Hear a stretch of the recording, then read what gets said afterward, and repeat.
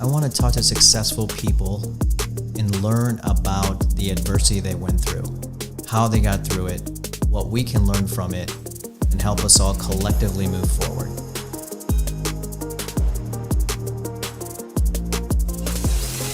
Underdogs don't stop.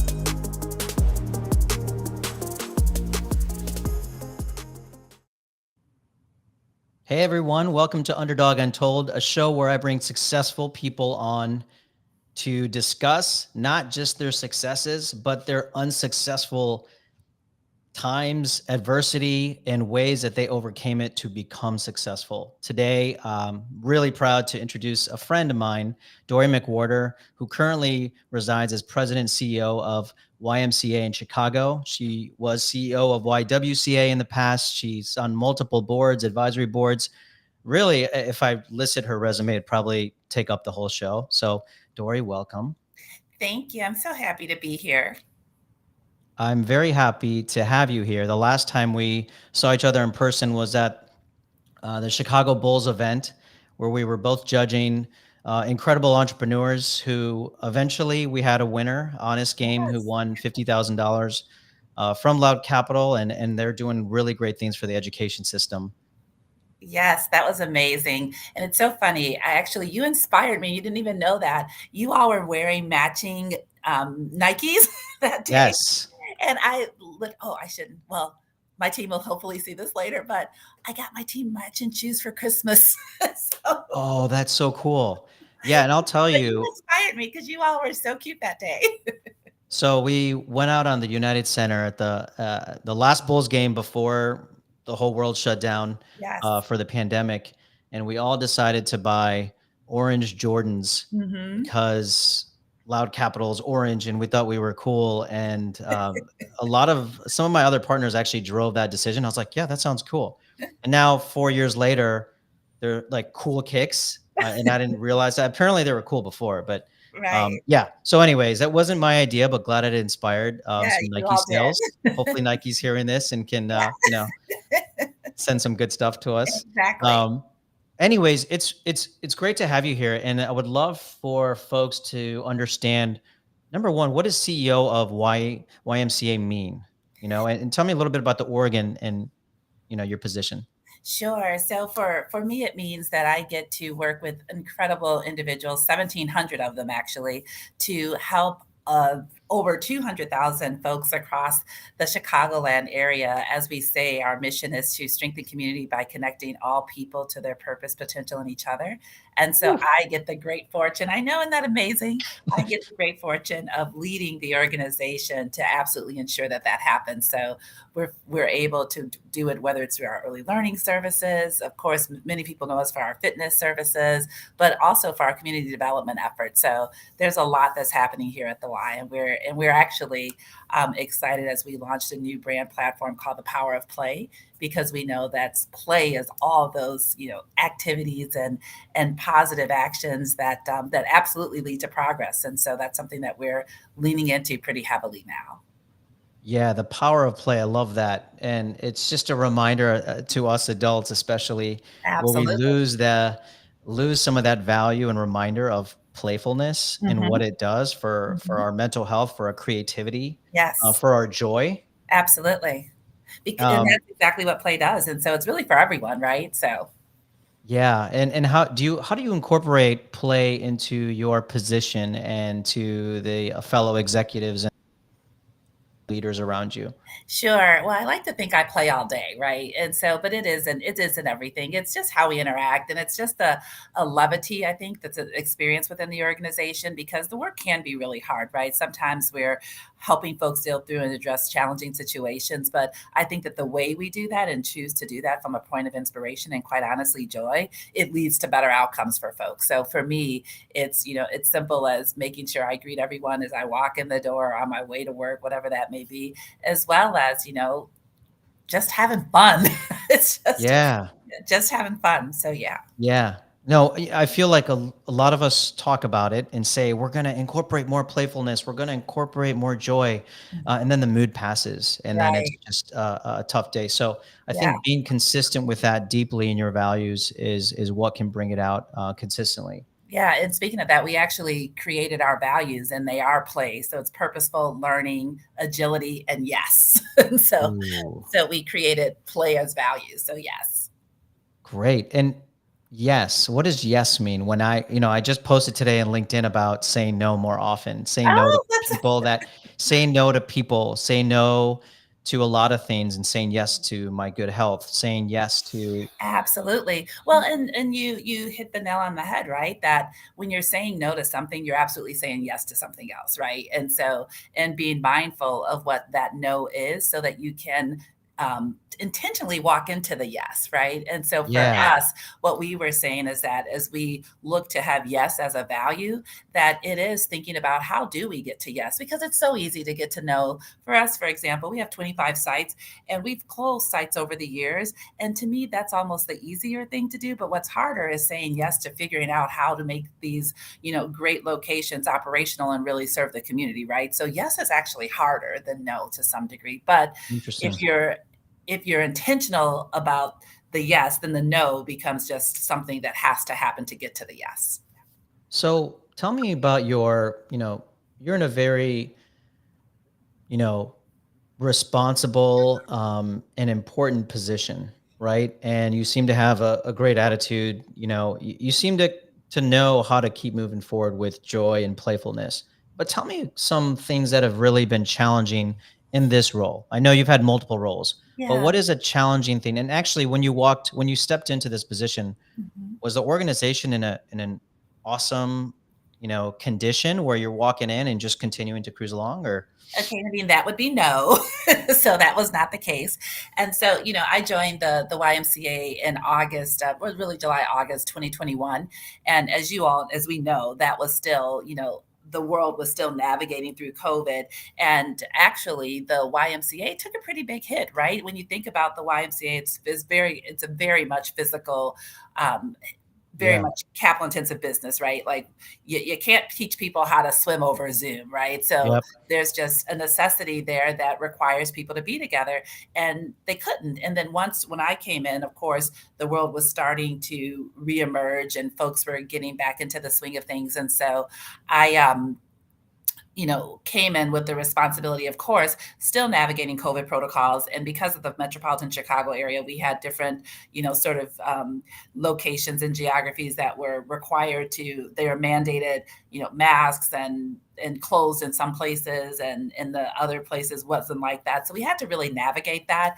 And so the impact of that for the Y though had been that we lost over 50% of our revenue when I was coming in. Wow. And so for me, that was just like, ooh, this is a great opportunity to help transform the organization. And I call these they're not evil genius fingers, they're good genius fingers. I'm like, ooh, how can I help, right? Transform this organization and hopefully help it emerge in a different space, because as we know, the world is so different, right? The fact that we're doing this, right, just demonstrates how different the world has become.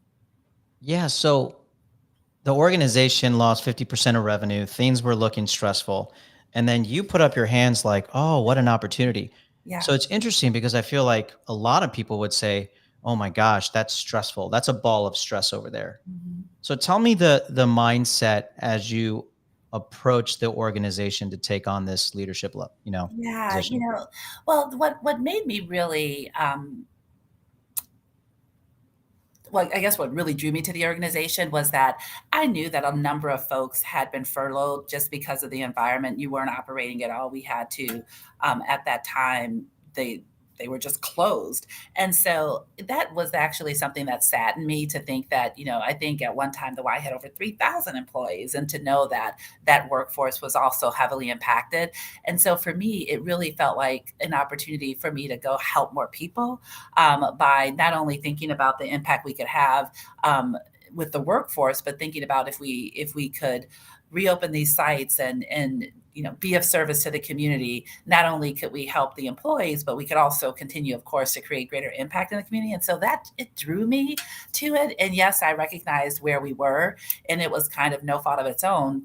As we all know, COVID happened, right? And Mhm. so to me, it was just, I was just like, I just see so much possibilities there that, Yeah. we have this 165-year-old organization that's been really a pillar in the community and being able to serve so many people. And it was almost to me a disservice to not come here and try to really put it on a new trajectory. And so that's what we're up to now. Yeah. And that's a great attitude. Have you always had this confident attitude? I won't say it was confidence as much as I've always wanted to just, I know this sounds so cliche, but I just wanted to help. And so when I see things, I'm like, wait a minute, we could do this or we could do that, or we should be doing this or we should be doing that. And so I think I've always had this perspective that we can all make things better no matter how big or small. Even I think about, my dad, who I just, of course think the world of, but he just did little things to make people's lives easier, as simple as we would be in the car and we'd be going straight, but he would be in the right lane. And so he's like, oh, I'm in the right turn lane, people want to turn right, so we would turn even though we were going straight. And I'm like, God, we gotta just go straight, they can wait 2 minutes. but Yeah. but it was just the mentality of how do you just help and be better. And my dad was just an example of that in his just like everyday life, and the littlest things like turning right because you have a line of people even though you're going straight. So Yeah. And, yeah, I'm a parent to two yeah. teenage daughters. And so let me ask you, so what your father did in the car, which Mhm. at the time you were like, Dad, come on, just do this, right? So that Yeah, was your reaction. yeah. But it seems like it really did influence you. Absolutely, it was high just and watched him how he treated other folks. He worked in a factory in Racine, Wisconsin, and and yes, a blue collar worker, but at the same time, when people would come to work at our house, he would pull out a cooler of soda or water, and he was Yeah. just such a kind human. And so it just really showed me that all acts of kindness are highly impactful, no matter how big or how small. And so in that, and I just didn't realize at the time because I was an annoyed teenager, like, really, are we really going to go Yeah. right when we're not? We're going supposed to go straight. But I think as you clear, here I am at 50 talking about something that happened at least 30 years ago. So clearly it just impacted me that it is those little things that can make a difference. I think parents need to hear this. It really is those small actions where you probably get resistance from your kids or the Mhm. people in the car, like, what are you doing? But Yeah, the actions do matter. And yeah, many times it's not us saying, make sure you do this. right. It's what you do being Absolutely. observed, right? Absolutely, absolutely. And I think that, goes into leadership, right? So Mhm. we're talking about parenting at home. Yeah. Now talk about leadership in an office or in a setting where Mhm. people are watching, and we can say a lot of things and we want to and we feel responsible to, Mhm. but it's the actions in front of them and behind the scenes that people do notice. Absolutely. And it's particularly in such a sort of content heavy world, right? It's so much what we put out there and what we put on paper and what we put in sort of the public domain. But it's always those small things that people observe you doing, right? That actually, I think, contribute to the impact, right? So Yeah, yeah, and everyone, thanks for joining the show. I see the comments. Appreciate the warm welcome and good morning to everyone. And Dory's in Chicago right now. Is that correct? yeah, I am. I am right in our office in the West Loop. Yes. So I used to live in the West Loop in 2003 before the West Loop, well, actually 2005 before the Okay. West Loop was cool. So I consider myself a trendsetter. I just don't stick around long enough Yeah, that you for are. to realize the coolness. So just Right. FYI. I think the YMCA came here in 2006-ish, I think. And so to watch it sort of sprout around us, so we kind of landed before it got cool too. So Yeah. We were just talking about go back to that. So let's say I'm a teenager watching this show or listening to it Mhm, eventually, and they say, I want to be like Dory. I want to be where Dory is. Her leadership role, the organization that she leads. She seems so happy where she's at. What do you tell a teenager right now who's in school, studying really hard for exams? Midterms are coming up. mhm. Um, what do you tell them on some maybe learnings or things that you've realized over time? Yeah, first I would tell them that these are not instructions, these are perspectives, right? Yeah. Because, I think that's so important because I was just talking to, actually, I just saw something the other day where I can't remember who it is, so forgive me, whoever said this. But they were like, "Why do we ask 3-year-olds what do they want to be when they grow up? They're 3, let them be 3," right? And so to the 16-year-old, yeah, I mean, the fact that we think people will have it all figured out by 18 is just mind blowing to me. But to the 16-year-old, I just say, continue to, um, you know, move towards the things that give you joy, because in that, right, you're going to uncover and discover um, those things that not only make you happy, but you will begin to incorporate that into what you ultimately do from a profession, or the way you choose to create a livelihood for yourself. So I just would love for us to let we were talking about how as adults we don't play as much, but when we do have the opportunity to really incorporate that play younger in our lives, I just could only imagine how the youth today, if they knew that they could sort of seek joy and Yeah, lean into the things that made them happy, because we already know many of the professions and the careers that they'll do haven't even been created today. But I think if yes, they could follow that sort of path of joy and the things that truly make them happy, who knows what will be discovered or created because of them. So I yeah. guess I would give them any advice. I'd be like, just do you. Just do you. Yeah. Just And there's do changes ahead that you won't know about. yeah, and It- just. But if you yeah. tend to do the things that make you most happy, provided they're good, which, you know, um, I think that they'll figure it out, right? And they don't have to have it figured all out in 2 years. Yeah. One of the things that I've found helpful at kind of a mindset shift to myself and to kids Yeah. is, not what do you want to be when you grow up, Hmm. but what do you want to start with? Oh, I love that. What career do you want to start? What do you want to work towards? Right. Because, in my background and some, you've been at different places. Hmm. I thought I was going to be here and then I ended Hmm. up here Right. and no regrets at all. But I really Right. wish there was some expectation of there's a good chance that I work really hard to get, you know, to be a physician Hmm. and I'm going to change and things are going to Yeah. change where I don't want to do this every day. I Yeah. want to do Yeah. something different. Yeah. And I just feel like it takes maybe a little bit of this pressure off of Hmm. this final destination, Right. Right. right? Right. And if you think about it too, that's, just the question of what do you want to be when you grow up? It's so limiting because quite honestly, the B is sort of fixed, right? Because it can only truly reflect what's currently there. And so it's like, Yeah. y'all need to explore. You're 3. You got plenty of time to figure it out, right? No, no, the Yeah, the pressure we pressure put we on it put. on Yeah, our kids. And right. I'm guilty too. Look, I'm telling you this. I feel like I act on this about 80% of the time, but there's some corners or some time slots where I'm talking to my daughters and I'm Mhm. like, okay, boom, boom, boom. And I'm like, what Yeah, am I doing? yeah. Right. So, But your intentions are good, right? So oh yeah. No, and I it's think because we that's have that perspective, right? We're like, oh, the world's going to eat her up, so we better help her figure it out now, right? But so it comes with yeah. good intentions, but it's still a lot of pressure. I like to talk about underdog scenarios. And so Yeah, one of the scenarios that I feel is one of the toughest roles that I play as a parent absolutely. because you have this wisdom, you have these loved ones next to you that you want to Mhm. pass on that wisdom, Yeah, but it's their journey. And so you right, can sprinkle some things of joy and wisdom and right, say, please don't fall too hard, but you right, need to let them fall. You need to let them do their thing. That is right. so challenging. Yeah, I know. I don't have children. I have nieces and nephews, and of course, I'm surrounded Yeah. by youth just being here at the Y. And so I've actually taken sort of the word advice. People are like, "Oh, give me some advice." I'm like, I'll share perspective," because Yes. I love that. I always lean into I have a perspective.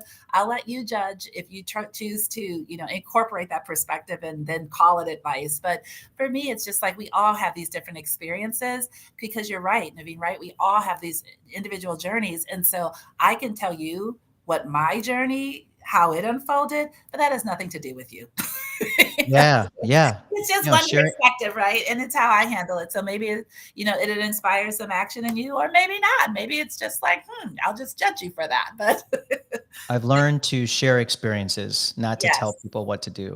And absolutely. when you're talking at Absolutely. people, it's not gonna land as much, and I also think that's one perspective, to your point.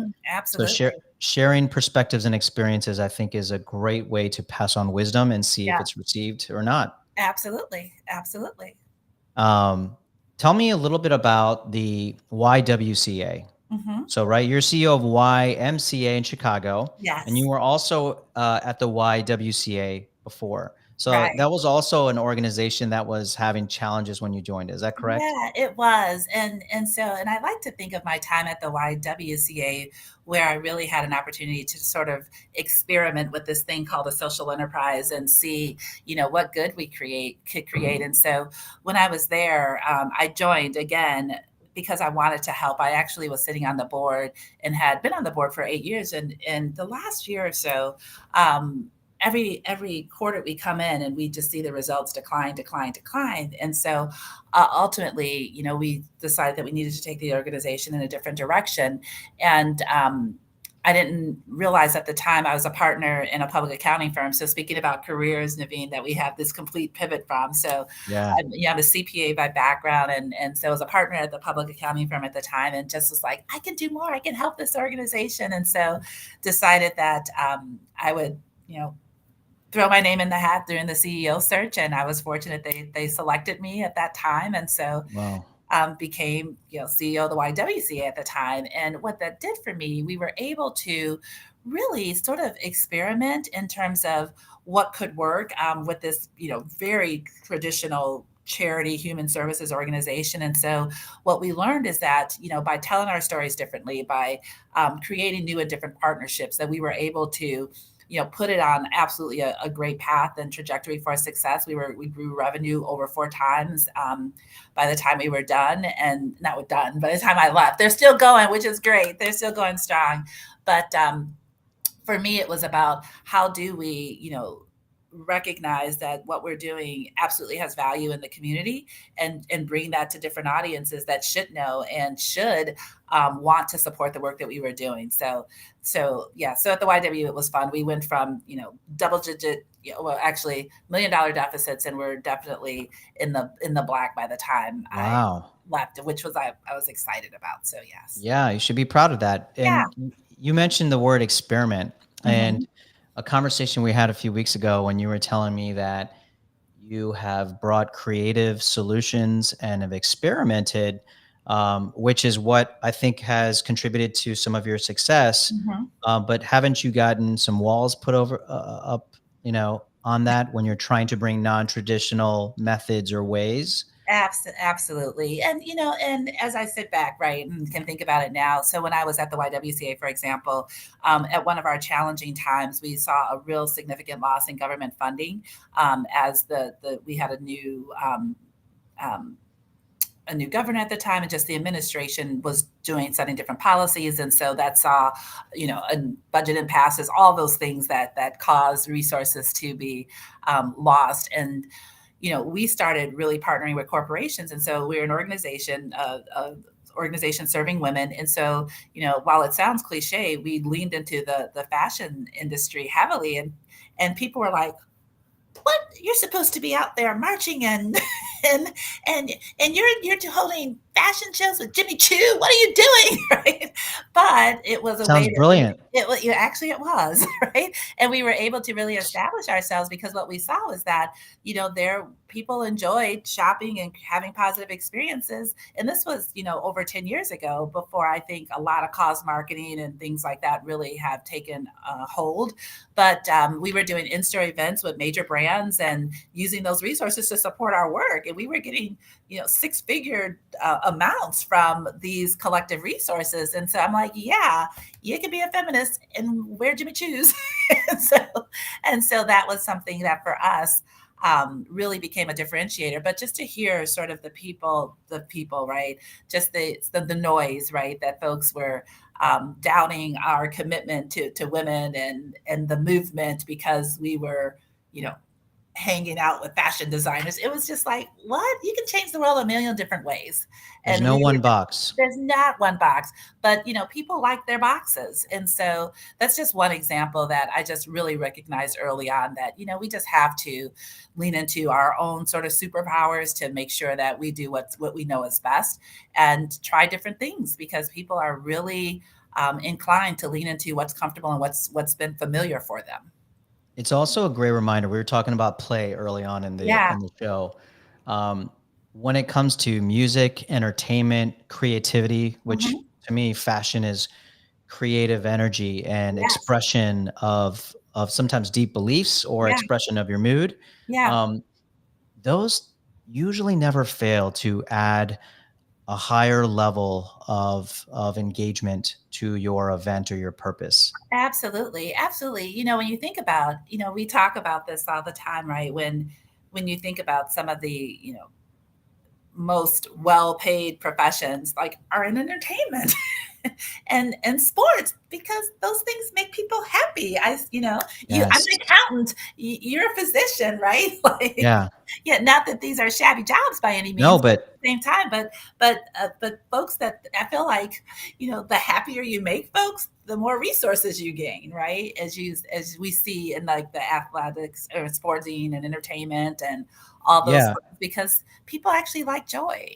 I think it brings another level of joy, and it's also very unifying, right? When it comes to sport, we Absolutely. come together, Absolutely. elevate the experience. Mhm. You really can't lose in that scenario, and that's why I think Absolutely. sports, fashion, entertainment, when Right. you add that to the mix of your purpose or your Yeah. job or whatever, it Right. brings a level of playfulness, and I think I mean, sometimes many of us forget that. right, and think about, we talk about, oh, brick and mortar, people don't do brick and mortar, but yet they fill stadiums. Yeah. Right, so there's something about that space and what we're doing in that space together that matters. So perhaps people don't want the brick and mortar to feel like robots going through, your shopping aisles. However, put some folks on a field and have a good time, and you can fill a stadium. Or, if you look at Beyonce or Taylor Swift, they fill stadiums. So I do, argue the fact that people are like, oh, people don't want to be together. Yeah, they do. They just don't want to perhaps, do boring things together. So, Yeah, and including work. we have a few minutes left, but I'm gonna ask Okay. one thing that I think is important for myself and others to know. You seem to be on various boards and you Mhm. have a lot of board experience. I get approached by a lot of folks who say, "I wanna be on a board. How do I Yeah, do this? What yeah, should I know?" What's a quick blurb on how people can get involved on boards as we wanna, bring diverse experiences and people sure, on different boards? sure. What should they know if they've never been on a board, they have their own experience, and they wanna Mhm. start dipping their toe into it? Yeah, a couple things. I think, primarily the reason I continue to be on boards is because I am a CPA, right? That's my background, and so that is Yeah. a specific skill set that's needed. Okay, But, so study to many be of a us, CPA. yeah. I'm just kidding. I would say hone your profession, right? Hone your expertise, or your that's what it's about, right? What expertise can you bring to these boards? And then I think also for me, because I'm sure you get approached and with the companies that you invest in, to think about boards in different ways. So it's absolutely about your expertise, but it's also about, for me at least, creating sort of that portfolio approach. And I think of every board that I sit on is sort of its own platform that is Yeah. creating impact. So many of the boards I sit on have sort of an ESG, actually all of them have some ESG through line. And for me, that's really important. So I say two things. Of course, having that expertise, honing that expertise, and recognizing that that expertise is what they want on a board from that perspective. But then also for yourself, really honing in and focus on an organizations that sort of also feed into your sort of personal mission, I would say. Oh, that's great. And I'm gonna end with stuff I really care about, which is personal development and Mhm. self-awareness. Mhm. So you're a CPA, so you know your expertise and you know what you're bringing to the table. There's a lot of Mhm. people who have done a lot of things that may not have a formal Sure. degree or kind of label into, hey, this is what I am. Sure. So the journey of self-discovery is so Mhm. important, not Mhm. only for fulfillment, but to really know what you're bringing to the table, right? To be Absolutely. aware of what you're bringing to the table. Mhm. And I think that's really important. So, any last words for the last minute?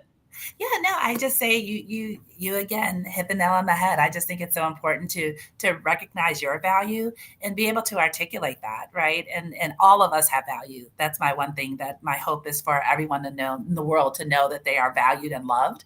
And so I just think it really just takes a little more extra time to recognize what that value is. Well, thank you so much, and I really, really mean this. Your energy and your attitude is so what do you call it? contagious. Well, thank And you. I really feel it can be used to knock more doors down. So I really hope you continue to make such an impact at the organization you're in Chicago. But I also think you're gonna go to bigger stages and impact a lot more people. So appreciate what you do on a That's daily the basis. goal. Thank you, Naveen. Thank Yeah. you so much for being such a force for good yourself. Well, you're welcome. I'm grateful to have you on here. Thank you everyone for joining us today. It's been a great show, and until next time. Thank you for listening. If you enjoyed this show and want to continue to learn more, follow me on LinkedIn, YouTube, Instagram, and TikTok. Help us tell these underdog untold stories by sharing it with people who could learn and be inspired from it. Remember, underdogs don't stop.